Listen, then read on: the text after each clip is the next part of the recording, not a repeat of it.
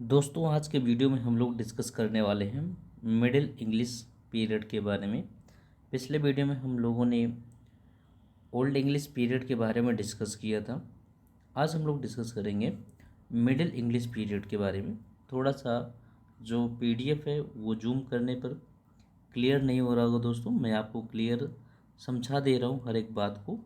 ये चीज़ आपको ध्यान रखना है। जो मिडिल इंग्लिश पीरियड है ये आपको 1066 यानी 1066 से लेकर के 1500 तक चला है दोस्तों। इसका क्रोनोलॉजी आपको ध्यान रखना है।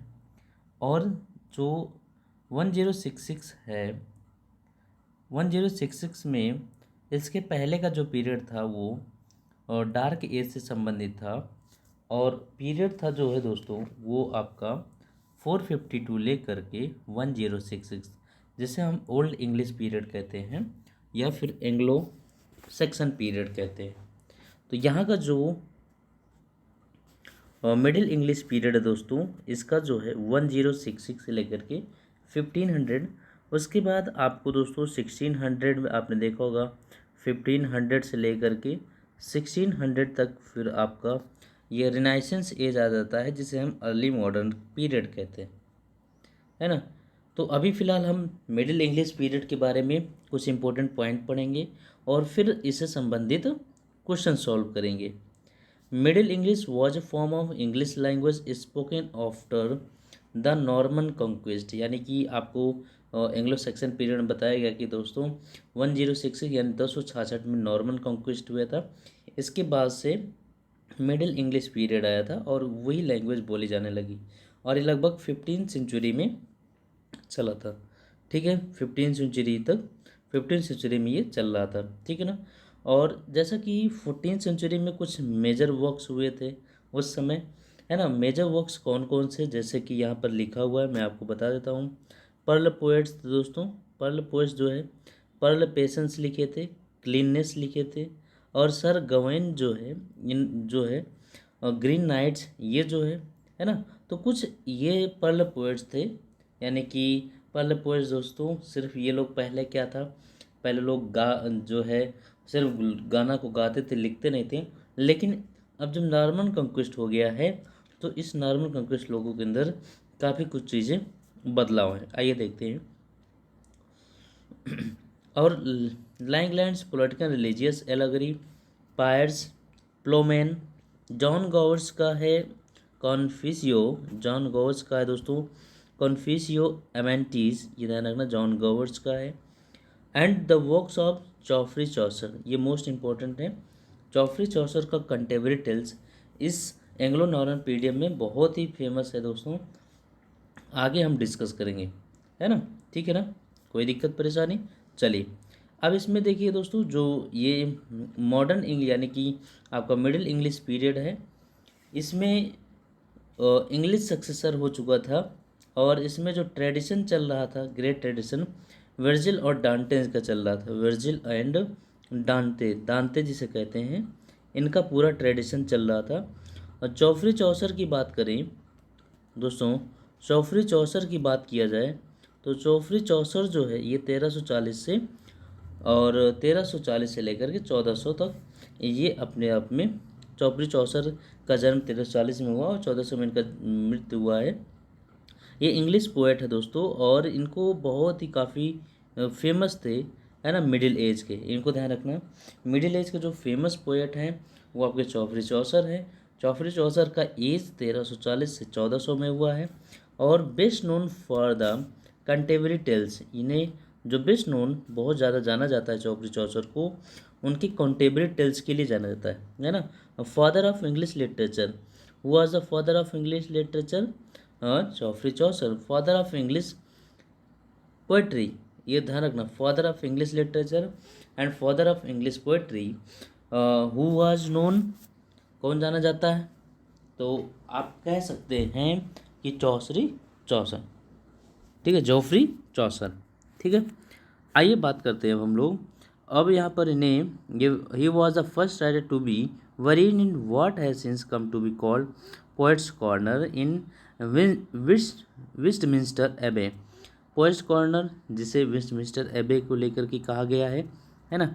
आगे हम लोग थोड़ा सा जानकारी ले लेते हैं और कि 14 सेंचुरी में और फोर्टीन सेंचुरी में जॉन वाइक्लिफ ने भी ये पूरी तरीके से जो फिलोसफर हैं, थियोलॉजिकल हैं, बिब्लिकल ट्रांसलेशन है ना, रिफॉर्मर हैं, ये सारी चीज़ें। और बताया गया कि इसी में आपको जो जो जॉन वाइक्लिफ हैं ये पूरी तरीके से यूनिवर्सिटी ऑफ ऑक्सफोर्ड से संबंधित है, यूनिवर्सिटी ऑफ ऑक्सफोर्ड से संबंधित है, ये ध्यान रखना है। आगे हम बात करते हैं दोस्तों, देखिए हम एक एक इम्पोर्टेंट पॉइंट पढ़ाते चल रहे हैं, आप ध्यान रखेंगे दोस्तों। आगे वाइक्लिफ की बात करें तो Wycliffe is credit with the translation of new testament. Wycliffe को जो क्रेडिट दिया जाता है वो क्रेडिट किसके लिए जाता है, credit with the translation of New Testaments का इन्होंने क्या किया, ट्रांसलेशन के लिए इन्हें क्रेडिट दिया जाता है, जो किस पर आधारित है, वुलगेट पर आधारित है कि नहीं। और क्या किया, एक बार कुछ ऐसा हुआ, देखो रीज़न ये है कि जो जॉन वाइक्लिफ हैं ये जो है English scholastic philosopher, theological, biblical translator है ना, ये प्रोफेसर यूनिवर्सिटी ऑफ ऑक्सफोर्ड ये थे। और इन्होंने क्या किया कि ये question privilege status of the clergy who had powerful roles, उस समय क्लर्जी, देखो क्लर्जी चर्च लोगों का पावरफुल रोल चल रहा था, तो थोड़ा सा इसके खिलाफ थे, है ना। जब खिलाफ थे दोस्तों तो क्या हुआ कि यूनिवर्सिटी जॉन वाइक्लिफ जो है ये डिसमिस कर दिए गए फ्रॉम यूनिवर्सिटी ऑफ ऑक्सफोर्ड से, यानी कि वाइक्लिफ को डिसमिस कर दिया यूनिवर्सिटी ऑफ ऑक्सफोर्ड से 1381 में।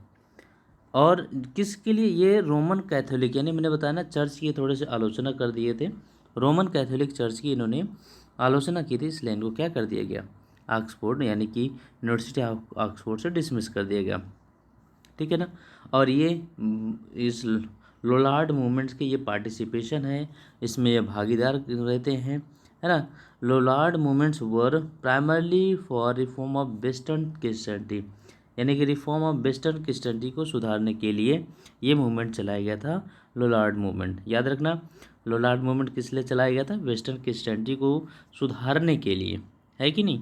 और इसी के लिए जो रोमन कैथोलिक चर्च है इसकी आलोचना करने के लिए ही जॉन वाइक्लिफ को यूनिवर्सिटी ऑफ ऑक्सफोर्ड से 1381 में बाहर होना पड़ा।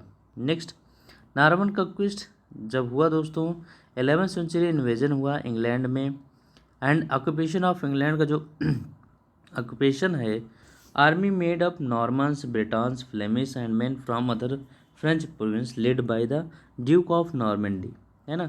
ये पूरी तरीके से राजा हैं ड्यूक ऑफ नॉर्मेंडी, है ना, पूरी तरीके से शासन इनके हाथों में था। लेटेस्ट है William the Conqueror, Duke of Normandy, William the Conqueror. The term middle English literature, William the Conqueror आगे बताएंगे, है ना। नॉर्मन कंक्विस्ट या विलियम द कॉन्क्वेरर कहा जाता है ना, जो है इंग्लैंड के राजा को। The term middle English literature refer to the literature written by in the form of English language known as a Middle English from the late 12th century until 1470 century। कुछ इंपॉर्टेंट पॉइंट यहाँ है दोस्तों, ये ध्यान रखना है आपको। Important point given है battle of Fulford, battle of Fulford ये 20 सितंबर 1066 को हुआ था, बैटल ऑफ फुलफोर्ड ये आपको ध्यान रखना है। बैटल ऑफ हेस्टिंग्स हुआ था, was fought on 14 October 1060 between Norman, यानी बैटल ऑफ हेस्टिंग किसके किसके बीच हुआ, नॉर्मन फ्रेंच आर्मी के बीच हुआ, French army of Norman, French army of William के बीच, and the Duke of Normandy इनके बीच हुआ था, ध्यान रखना। Norman French army of William, the Duke of Normandy and English army under the Anglo Saxon king, है ना, इन लोगों के बीच, यानी कि Norman French army of William, duke of Normandy और an English army under the Anglo Saxon king, इनके बीच में द बैटल ऑफ हेस्टिंग हुआ था 14 अक्टूबर 1066 को। ठीक है, समझ में आया। Harold Godwinson beginning the Norman conquest of England, the battle of Hastings 1066 में हुआ था। इस्टेब्लिश क्या स्थापित किया, बैटल ऑफ हेस्टिंग्स ने क्या स्थापित किया, नॉर्मन, है ना, domination and heralded the end of Anglo Saxon phase of English history. English history से एंग्लो सैक्सन फेज को क्या किया गया, एंड कर दिया गया और बैटल ऑफ हेस्टिंग्स के द्वारा ही नॉर्मन डोमिनेशन क्या किया गया, हेराल्ड कर दिया गया, है ना। नॉर्मन ने उन लोगों को जो है डिफीट कर दिया। The pronunciation of English change to grammar become simple. जो प्रोनाउंसिएशन है इंग्लिश का वो चेंज हुआ and grammar become simple with some context. कुछ ग्रामर को यूज किया गया, है ना।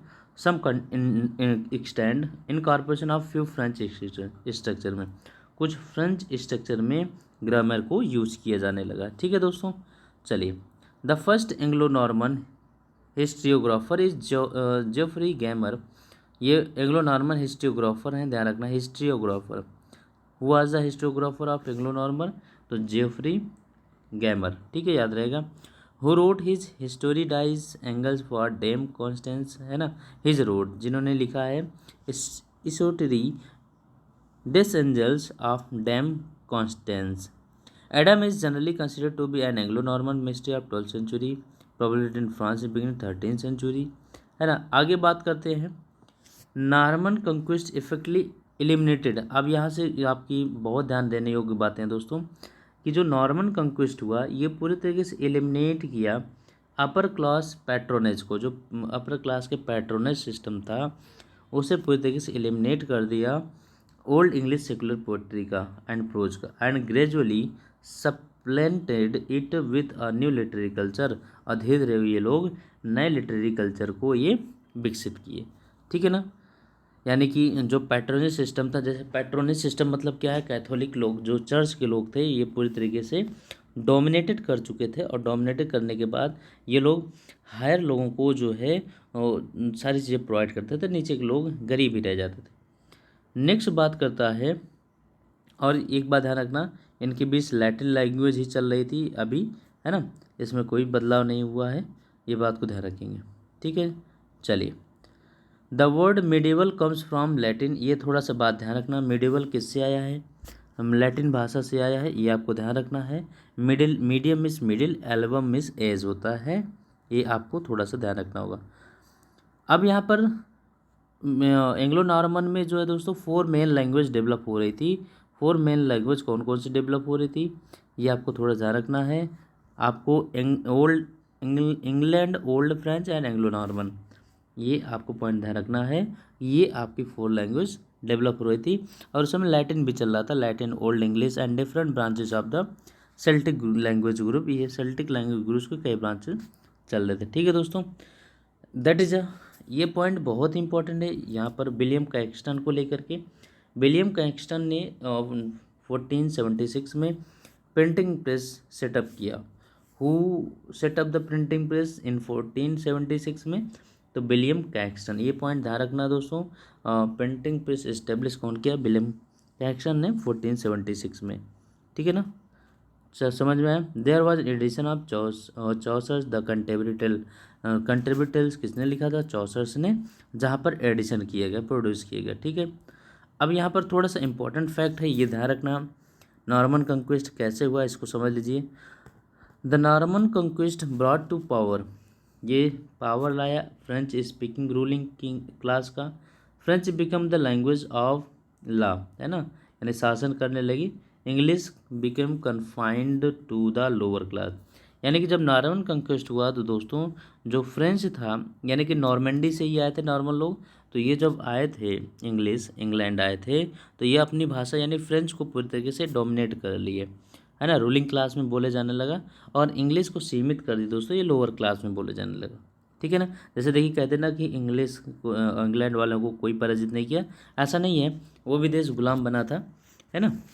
चलिए, the Norman conquest fundamentally altered social. जो नॉर्मन कंक्विस्ट हुआ ये चेंज किया social, legal and political relation by introducing a new feudal system. यानी कि सब कुछ चेंज करके दोस्तों एक नए फ्यूडल सिस्टम को जो है नए फ्यूडल सिस्टम को ये लाया। सोसाइटी बिकम्स हायरचाइज, सोसाइटी हायरकाइज्ड हो गई है, यानी कि अपने आप में आधिकारिक हो गई है। King become the supreme ruler, Raja supreme leader हो गए। And all land came into, और सभी ज़मीन को क्या कर लिए, अपने अधिकारों में ले लिए। राजा यानी कि रूलर हो गए, और सभी जो लैंड थे उसको अपने अधिकारों में ले लिए। और नए फ्यूडल सिस्टम क्रिएट किए, जिससे कि जो रिलेशन है टेरिटरी का उसके मेंबर्स के बीच, जो युद्ध एरिस्टोक्रेसी है उसके सदस्यों के बीच रिलेशन बना रहे। किंग ने क्या किया है दोस्तों, जो टेनेंट्स थे, जो वेसल्स थे और उनके जो मुख्य लोग थे उनको ग्रांटेड कर दिया, और फेडरल सिस्टम में क्या कर दिया कि उनको सबको कुछ न कुछ ज़मीन के लिए देना पड़ेगा उनकी सुरक्षा के लिए, है ना, क्योंकि वो हाई सुरक्षा प्रदान करते हैं तो टैक्स के रूप में। और इन्होंने चेंज किया लीगल प्रैक्टिस, जस्टिस के अंडर रॉयल कंट्रोल, यानी कि सब कुछ ये बदलाव लाए। यहाँ तक बात क्लियर होगी दोस्तों। चलिए आइए हम लोग नेक्स्ट पॉइंट डिस्कस करते हैं। अब हम लोग कुछ क्वेश्चन सॉल्व करते हैं एंग्लो नॉर्मन पीरियड के बारे में। ये ध्यान रखना दोस्तों, है ना, एक एक क्वेश्चन को बेहतरीन तरीके से करिएगा। कुछ क्वेश्चन करेंगे, 10-20 क्वेश्चन करेंगे, फिर रिमेनिंग क्वेश्चन हम लोग दोस्तों, क्योंकि 1500 के बाद रिनाइसेंस एज आ जाता है, तो रिनाइसेंस एज पढ़ाएंगे, लेकिन थोड़ा सा उससे जुड़ी हुई संबंधित चीज़ें यहाँ पर दे दिए जाएंगे। The feminine pronoun she as she is first recorded in the pastoral care of Pope Gregory. नहीं, ये नहीं होगा। The history of the word of Orosius, इसकी कोई चर्चा नहीं किया। बेडेज स्क्लेसिया हिस्ट्री, बेडेज का तो आपका एंग्लो सेक्शन पीरियड में है। द पेटरबोरोज क्रॉनिकल, है ना, यहाँ ऑप्शन डी होगा, पेटरबोरोज क्रॉनिकल की बात कर रहा है, रिकॉर्डेड किया। नेक्स्ट क्वेश्चन है दोस्तों, the Peterborough's chronicle is divided into, Peterborough chronicle is divided into the first continuation and the second continuation. The first continuation covers 1122 to 1131. The second continuation runs from, कब से कब तक चला ये आपको बताना है, तो 1132 यानी 1132 से लेकर के 1354 तक आपको ध्यान रखना है। और फर्स्ट कब से कब चला, 1122 से लेकर के 1131, और 1132 से लेकर के 1354, याद रहेगा। Next, Stephen often referred to as a Stephen of Blois was king of England from 22 December 1135 to his death in, कब डेथ हुई इनको, यानी कि जो है वाज किंग ऑफ इंग्लैंड 1100, इस छोटे अंतराल तक के लिए थे, इसीलिए इनको option A is the correct answer. इसीलिए देखिए दोस्तों, ये आपको कॉन्सेप्ट के साथ साथ थोड़ा प्रैक्टिस भी हो जाती है ना, इसलिए आपको ये सेशन बहुत बेहतरीन होता है, जिससे कि क्योंकि कॉन्सेप्ट के साथ साथ आप प्रैक्टिस भी करते हैं। हेनरी सेकंड की बात कर रहा है, also known as Henry Curtmantle, है ना, Henry second also known as Henry Curtmantle was king of England from 1154, ये राजा थे 1154 से अंटिल इज डेथ इन, तो किंग हेनरी सेकंड की डेथ कब हुई, तो 1189 1154 में राजा बने और 1189 में इनकी डेथ हो गई। चलिए थोड़ा सा हेनरी सेकंड के बारे में जान लेते हैं दोस्तों। हेनरी सेकंड 5 मार्च 1133, 5 मार्च 1133 का जन्म हुआ और 6 जुलाई 1189 को मृत्यु हो गई। ये किंग ऑफ इंग्लैंड थे, है ना, 154 1154 में until his death in 1189 he was the first king of house of प्लांटागेनेट, ये फर्स्ट किंग थे, ये नोट कर लीजिएगा, he was the first king of house of Plantagenet, ये पहले राजा थे प्लांटागेनेट हाउस के सदन के। इसके पहले ही वॉज 40, ही कंट्रोल इंग्लैंड, है ना, large part of Wales, Wales के बड़े पार्ट को ये कंट्रोल कर रहे थे इसके पहले, half of Ireland, western half of France, है ना। आगे कह रहा है, ठीक है ना, यहाँ समझ में आ गया, हेनरी सेकंड की बात कर रहा है, 1133 में इनका जन्म हुआ और 1189 में इनकी मृत्यु हो गई। Clear. The Angevins were a royal house of, Angevins royal house, क्योंकि फ्रांस से आए थे, इंग्लिश का तो थोड़ा सा इंग्लिश में आया था लेकिन उनका डोमिनेट कर दिया गया, तो दैट इज अ फ्रेंच होगा, option B is the correct answer. The monarch of this royal house were Henry second, royal house का जो मोनार्क है, मोनार्की सिस्टम है, were Henry second, Richard first and John Henry second was the first of the Angevin king of England. Henry II was the first of the Angevin king of England. Now is that clear? The Greek revolt of 1137, 1174, 1173, 1174 was a rebellion against the great revolt, है ना, 1133 से 1174 में किसके खिलाफ हुआ? किसके खिलाफ हुआ? तो किंग हेनरी सेकेंड के खिलाफ। तो ग्रेट रिवोल्ट ऑफ 1173 से 1174, ग्रेट रिवोल्ट हुआ 1173 से 1174। ये किसके अगेंस्ट किया गया? तो किंग हेनरी सेकेंड के। Great revolt 1173 to 1174 was a rebellion against King Henry II of England. Three of his sons, his wife Eleanor of Aquitaine, and their rebel supporters revolt against him. The revolt ended in failure after 18 months. Anglo-Norman period comes from after the ending of the Anglo-Saxon period. कब आया था? जब Anglo Saxon period and हुआ तब कौन सा period आया? Anglo Norman period. कह रहा Anglo Norman literature is literature composed in the Roman language, German language, English language, Anglo normal language. ठीक है, Anglo normal language in not English language. ठीक है दोस्तों, चलिए next question. Anglo Norman literature is literature, ये जो definition दी गई दोस्तों इसको आप नोट करेंगे। Anglo normal literature is literature composed of Anglo normal language developed during the period 1066 to 1204, 1066 से 1204, when Duchy of Normandy and the kingdom of England, Duchy of Normandy और kingdom of England were united, एक हो गए थे। The Anglo normal realm, Anglo normal क्षेत्र पर। Anglo normal was dialect of old language French, old language French का dialect है, ये भाषा है। French that was used in England, French England में बोली जा रही थी। And to a lesser extent elsewhere in Great Britain and Ireland during the Anglo Norman period. जैसे कि हमने बताया ना कि भाई इंग्लिश सोच रहे थे कि हमारे ऊपर कोई डोमिनेट नहीं करेगा, तो एंग्लो नॉर्मन ने यानी फ्रेंच वालों ने डोमिनेट किया था। ठीक है, next question. The Norman language was introduce to England during the rule of William the conqueror, या फिर रूल ऑफ चार्ल्स सिंपल, नहीं, duke Robert first of Normandy, नहीं, विलियम द कॉन्क्विरर। तो उस समय जो है द नॉर्मन लैंग्वेज बोली जा रही थी विलियम द कॉन्क्विरर के समय। विलियम फर्स्ट 1028 से 1087, ध्यान रखना दोस्तों, 1028 से 1087।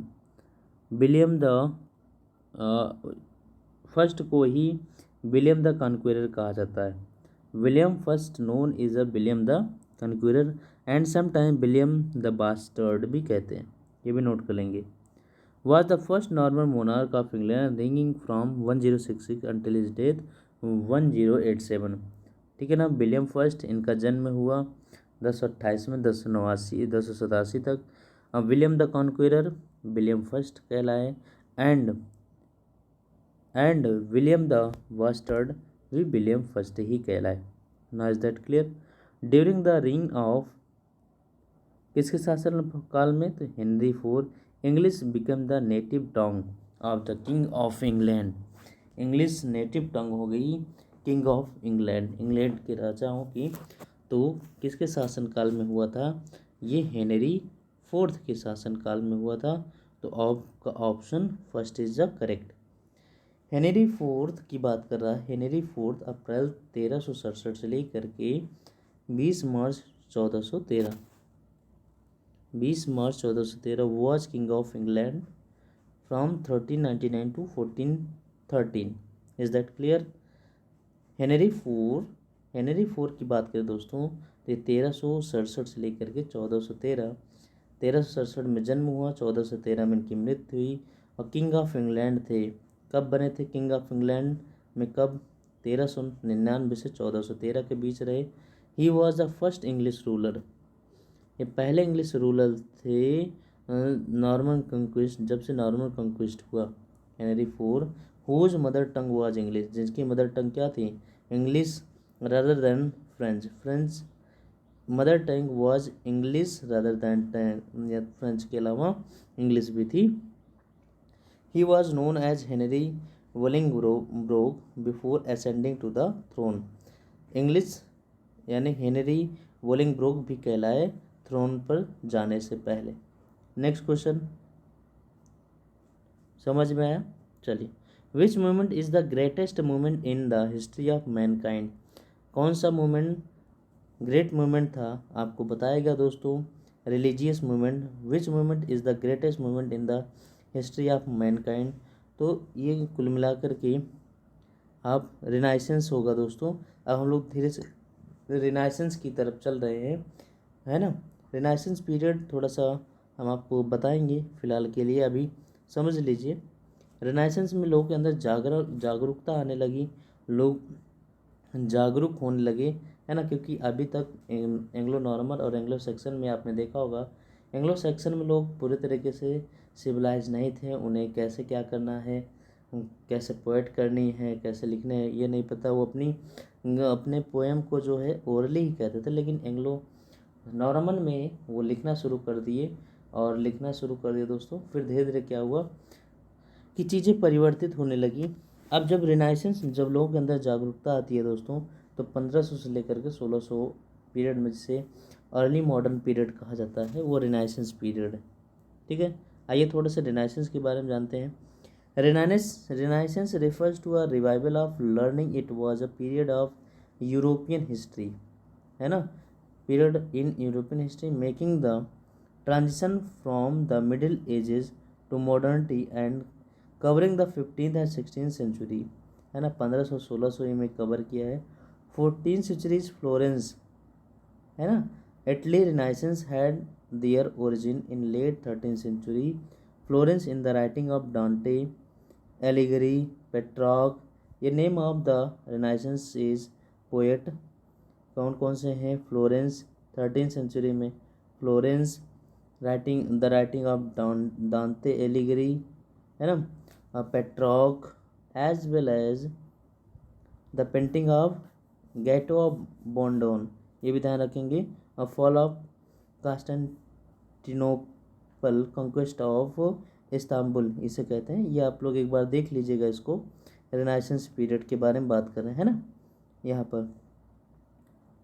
हालांकि रेनाइसेंस पीरियड में पढ़ाऊँगा, इसके लिए ध्यान रखेंगे। समझ में आया? ठीक है दोस्तों, चलिए कुछ क्वेश्चन कर लेते हैं। विच movement made people conscious of their own power? Which movement made people conscious of their own power? Which movement made people conscious of their own power? कौन सा मूवमेंट ऐसा था जो लोगों की कॉन्शियसनेस को, लोगों के खुद के पावर को, जागरूकता यानी कॉन्शियस को जो है बनाया यानी विकसित किया? तो वो रिनाइसेंस मूवमेंट है, जिसके लिए लोग स्वयं के अंदर के पावर को क्या किए? जागरूक किए, है ना। पहले क्या था, लोग अपने किंग और रूलर के आगे जो है खिलाफ नहीं जाते थे। लोग अपने विचारों को, लोग अपने पावर का दफन कर लेते थे। लेकिन जब से रिनाइसेंस आया दोस्तों, रिनाइसेंस पीरियड में जितने भी लोग थे अपने पावर का इस्तेमाल करने लगे, उसी लिए ये क्वेश्चन आया है। Renaissance humanism was a revival in the study of classical antiquity as first in Italy and then spreading across western Europe in the 14th, 15th and 16th century. यानी कह रहा पहले ये इटली में आया, है ना, लेकिन फिर ये पूरे वेस्टर्न यूरोप में फैल गया 14th, 15th, 16th सेंचुरी में।